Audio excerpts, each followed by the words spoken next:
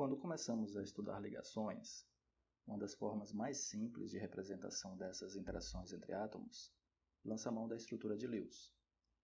Porém, a estrutura é apenas um caminho mais didático para iniciarmos os estudos sobre ligações e compreendermos de forma mais elementar como essas ligações podem ser estabelecidas via regra do octeto. Portanto, esse tipo de representação tem suas limitações. Por exemplo, no caso da molécula de metano, é comum escrevermos suas estruturas da seguinte forma. Mas, na verdade, os átomos de hidrogênio, ligados ao átomo central, o carbono, apresentam uma certa configuração espacial. Quando os átomos de hidrogênio se aproximam do carbono, eles procuram se acomodar de tal modo que os elétrons das ligações covalentes estabelecidas mantenham a máxima distância possível uns dos outros. Isso faz com que o metano adquira uma conformação, ou melhor, passe a exibir uma geometria molecular do tipo tetraédrica. O que acontece é que, na prática, as moléculas, por menor que sejam, também ocupam lugar no espaço e apresentam uma forma tridimensional. No caso mais simples, de moléculas formadas por dois átomos, não há muita complicação. Toda molécula diatômica tem dois núcleos que determinam uma única reta entre eles. Assim, a única geometria possível será chamada geometria linear. No entanto, há muitos compostos covalentes que apresentam um número considerável de átomos na sua constituição. E à medida que aumenta o número de átomos que formam uma molécula, evidentemente, aumenta o número de geometrias possíveis. Então, uma das maneiras de se prever a geometria de moléculas consiste na teoria da repulsão dos pares de elétrons da camada de valência. Essa teoria baseia-se na ideia de que os pares de elétrons, ao redor de um átomo central, comportam-se como nuvens eletrônicas que se repelem mutuamente, de modo a ficarem organizadas no espaço com a maior distância angular possível. O modelo leva em consideração tanto os pares de elétrons que fazem parte da ligação, como os pares não ligantes. E quando falamos em nuvem eletrônica, formada por esses agrupamentos de elétrons, ela pode se referir a uma ligação covalente simples, dupla, tripla ou simplesmente ao par de elétrons não ligantes. Vamos tentar visualizar melhor essa questão da geometria molecular. Falei das moléculas diatômicas, que são lineares. É o caso da molécula de H2, com ligação simples, mas também do gás oxigênio, em que há ligação dupla. Logo, independentemente do tipo de ligação, molécula diatômica, geometria linear. E vamos brincar um pouco com as possibilidades. Vamos adicionar outro átomo, ligado por uma dupla, e notem que mesmo uma espécie triatômica também pode apresentar essa configuração linear. Esse caso pode ser exemplificado pelo CO2, em que o átomo central é o carbono ligado a dois oxigênios. Caso as duplas sejam transformadas em ligações simples, é a mesma coisa. O ângulo entre ligações continua sendo 180 graus. O exemplo é o hidreto de berílio. E mesmo que ousemos colocar uma tripla ligação, a conformação espacial não muda. É o caso do ácido cianídrico, HCN. Continuando nessa experimentação, vamos fazer o seguinte. Voltar às duas ligações simples e agora adicionando um par de elétrons não ligantes. Vejam que a adição desse par não ligante aproximou as ligações, reduzindo o ângulo de 180 para aproximadamente 120 graus. Essa nova disposição corresponde à chamada geometria angular. É o caso do GeF2 ou fluoreto de germânio e também da molécula de água. Só que no caso da água, são dois pares não ligantes e, consequentemente, este ângulo é menor, por volta de 105 graus, dada a repulsão promovida pelos dois pares não ligantes.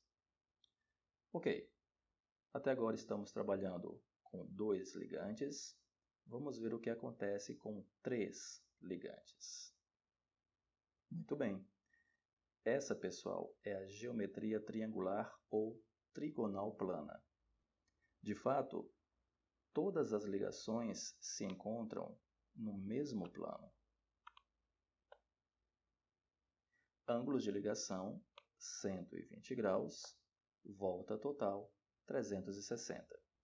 A diferença para angular é a troca do par não ligante.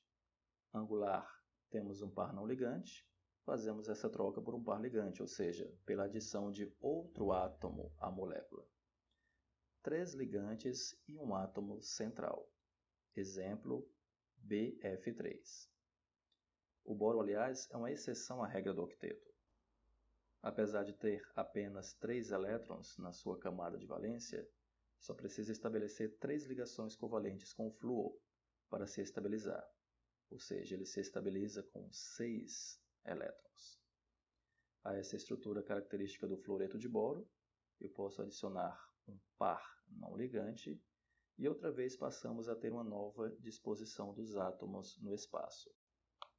Esta geometria é característica da amônia, NH3, em que o átomo central está ligado a 3 átomos periféricos de hidrogênio, mas ainda assim sobra um par de elétrons livre. Os ângulos entre ligação passam a ser de aproximadamente 107 a 109 graus, caracterizando a geometria piramidal.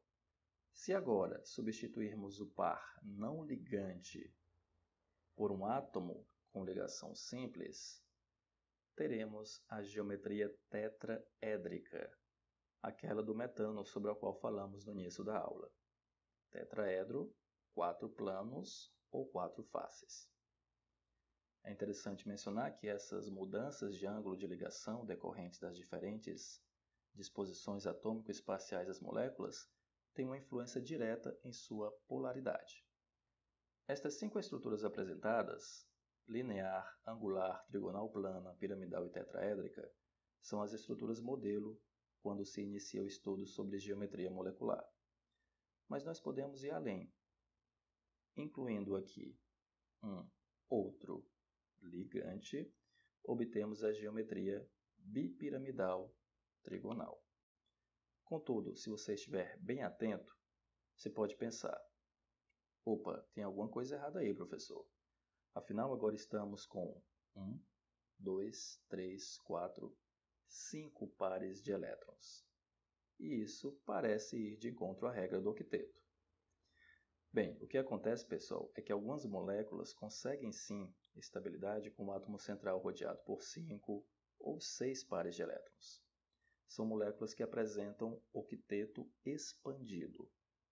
Dentre as mais conhecidas desse tipo, temos o pentacloreto de fósforo, que é bipiramidal, e o hexafluoreto de flúor, que é octaédrico.